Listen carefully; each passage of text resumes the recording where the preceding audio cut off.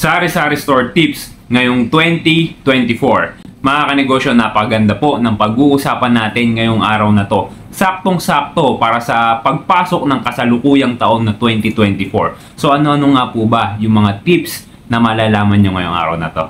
Number 1. Unang-una mga kanegosyo, syempre sa pagpasok ng 2024, kapag ka ikaw ay sari-sari store owner, ang una mong gagawin, tingnan mo muna yung mga stocks mo, di ba? Yung mga produkto mo, yung mga paninda mo. Kasi baka mamaya, meron na palang expired dyan, hindi mo pa alam, hindi ka aware, maibenta mo pa. Nakakahiya yun, di ba mga kanegosyo? Alam nyo, minsan, nung nag-uumpisa ako, nangyari na sa akin yan. Hindi ko kasi talaga ugali na magtingin-tingin ng mga expiration date ng mga produktong ibinibenta ko sa tindahan.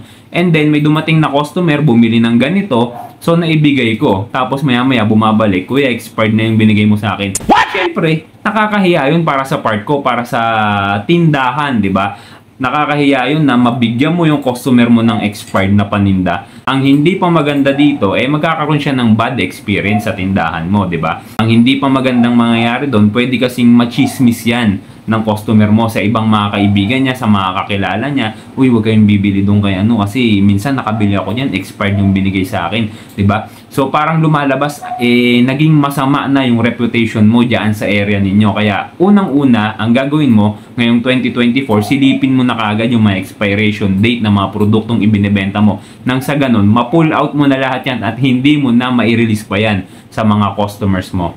Number 2, mag-inventory ka kanegosyo. Kung nasilip mo na yung mga expiration date ng mga produkto mo o ng mga paninda mo, ipunin mo na lahat ng mga produkto na malapit nang ma-expire.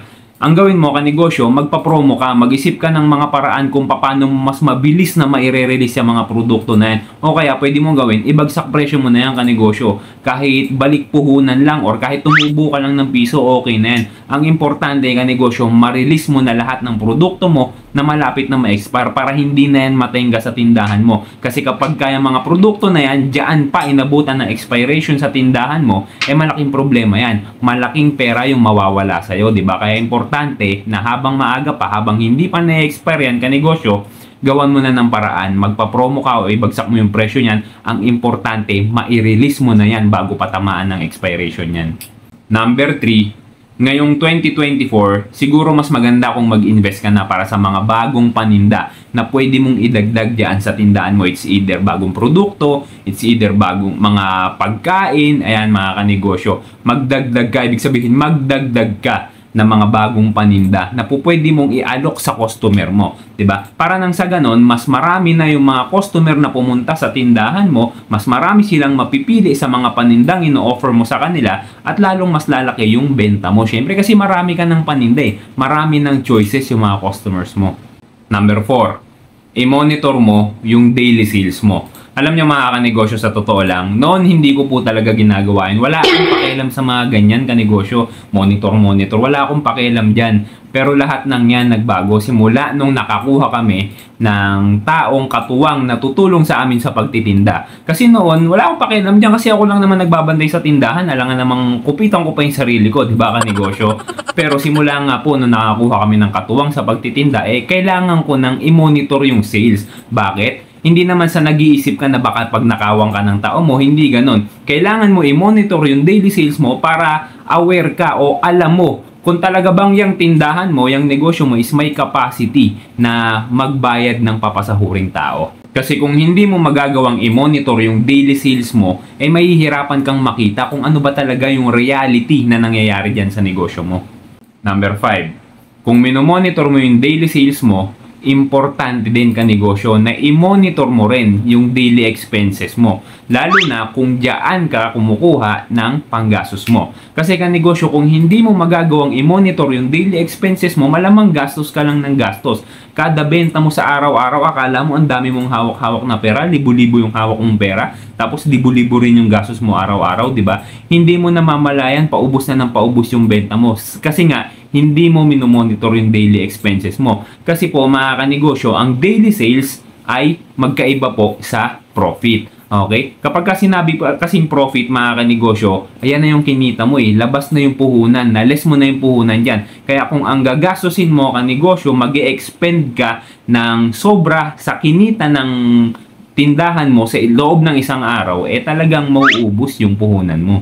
Number 6. Kung kumikita na yung tindahan mo, yung sari-sari store business mo, that is the best time para mag-invest ka naman sa ibang business opportunity na iba diyan sa sari-sari store business mo. Alam nyo kanegosyo, napaka-importante nitong tip ko na to, kaya makinig ka ng mabuti. Wag na wag mong ilalagay lahat ng hard-earned money mo sa isang basket lang o sa isang negosyo lang. Alam nyo po, ang mga negosyo talagang dumarating yung pagtumal. Kaya kapag ka tinamaan na ng pagtumal yung negosyo mo, mahihirapan ka ng makabounce back. Lalo na kung isa lang yung pinagkakakitaan mo, isa lang yung source of income mo, yan nga pong sari-sari store business mo. Kaya napaka-importante kanegosyo na ngayong 2024 mag-invest ka naman sa ibang business opportunity, 'di ba? Yung pera na pinaghirapan mo galing sa sari-sari store mo, subukan mo namang ilagak para sa ibang business opportunity. Pwedeng mag-online business ka. Online business naman yung gawin mo kanegosyo. Gawa ka ng page, magbenta ka ng kahit na ano. 'Di ba? Online transaction naman ang gawin mo. Pwedeng mag-open ka ng account sa Shopee o kaya sa Lazada. Libre lang yan kanegosyo. Kung okay sa iyo yung ganitong idea kanegosyo, pag-usapan natin yan sa ibang araw. Abang-abang ka lang sa mga upload videos ko. Pampito, ugaliin mong mag-review ng mga resibo ng mga pinapamili mo.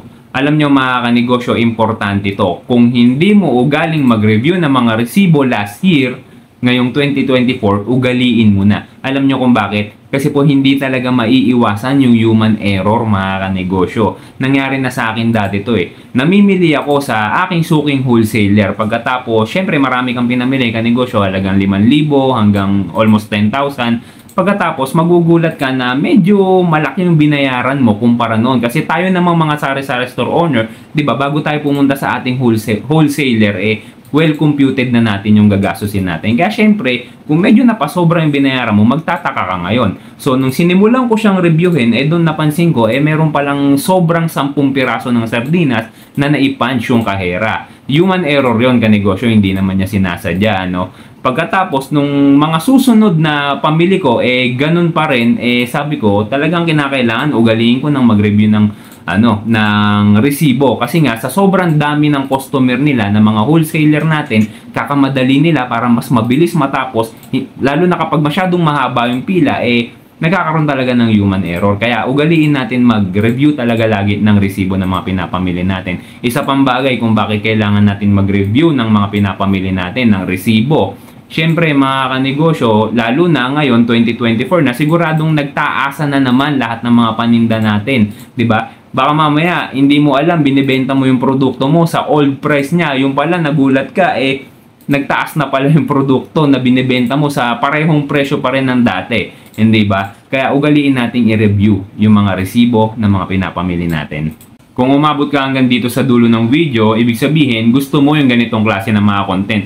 Check mo baka hindi ka pa naka-follow kanegosyo o hindi ka pa naka-subscribe sa aking YouTube channel. Click mo na yan kanegosyo para araw-araw makakapanood ka ng mga ganitong klase ng video galing dito sa ating Facebook page at sa YouTube channel. Yun lang mga kanegosyo. Maraming salamat po.